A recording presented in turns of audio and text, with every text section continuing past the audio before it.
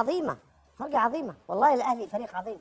حتى بعض الأحبة من جمهور النادي الأهلي المصري ولهم تقديرهم ومحبتنا لهم، كل ما تكلموا يقول لك احنا فزنا على الهلال. ايوه ما لي شغل فيك، انت لعبنا. يعني نتكلم اليوم عن الاتحاد. الاتحاد مسوي بصمة، وين ما تشوف الاتحاد. يا اخي المصريين شوي عصبيين يا اخي، الواحد ما يهزرش معاكم. انا كنت بمزح بس. جبارة خدي. يعني بعدين يا اخي نمزح معاكم 3. يا ساتر يا ساتر. لا بنهزر فعلا بنهزر يعني. انا بهزر يا مدام، ما بتهزرش. لا يا اختي بهزر. الاهلي ده حكايه.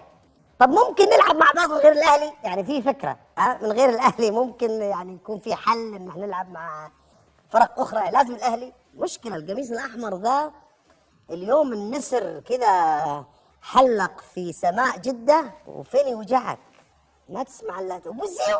هوبا يا عيني عليك. 1 زيو. شحات 2 زيو. 3. بس كويس انها 3 يعني في تقدم. طيب في تقدم في النتائج.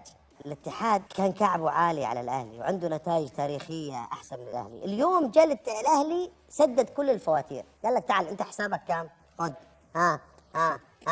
وتبس، حط تبس. فرقه عظيمه، فرقه عظيمه، والله الاهلي فريق عظيم. فرقه عظيمه، فرقه عظيمه، والله الاهلي فريق عظيم.